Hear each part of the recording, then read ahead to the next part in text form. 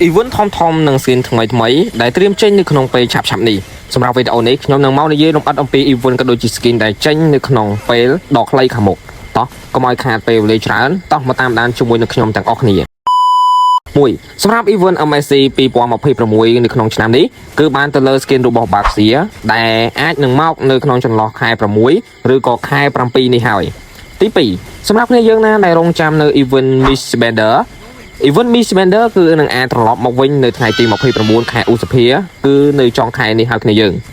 ហើយសម្រាប់គ្នាយើងណាដែលរងចាំនៅការ free ticket លើកទី2របស់ Leslie គឺជា skin legend នឹងមកនៅថ្ងៃទី8ឥឡូវ admin ក៏បានធ្វើការបើកការកក់ហើយគ្នាយើងគឺគ្នាយើងអាចចូលទៅធ្វើការកក់ទៅតាមរយៈ website របស់ admin ដែលមានឈ្មោះថា Thon Game Store បាន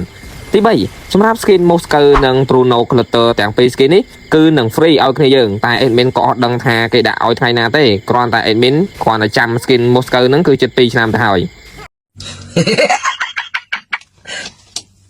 តាលុ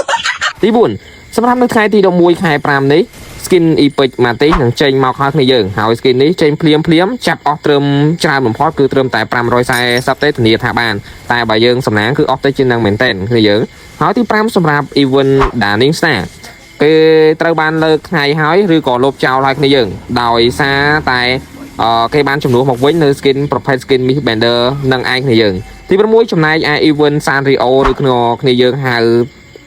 ថា skin Hello Kitty ហ្នឹងច្បាស់ការ 100% ហើយគ្នាយើងគឺនឹងចេញនៅថ្ងៃទី5ខែមិថុនាហើយនឹងបញ្ចប់ទៅវិញនៅថ្ងៃទី30ខែមិថុនាដែល skin ទាំងនោះរួមមានដូចជា skin របស់ Chang'e Florin Angela និង Cloud ជាដើមនោះឯងទី7សម្រាប់ការសហការរវាង MLBB ជាមួយនឹង Street Fighter គឺច្បាស់ការហើយគ្នាយើងគឺមាន4 skin ដោយមួយ skin គឺមាន2ពណ៌ដោយ Chun-Li នឹងធ្វើជា skin របស់ Kovinovia Ryu ធ្វើជា skin របស់ Pakito Guli ធ្វើជា skin របស់ Dirot និង Ken ធ្វើជា skin របស់ Chu តែគ្នាយើងបានត្រៀមនៅបាយកកស្រូបទឹកស៊ីអ៊ីវហើយឬនៅបាទធ្វើការឆ្លោតនៅខាងក្រោមចង់ដាក់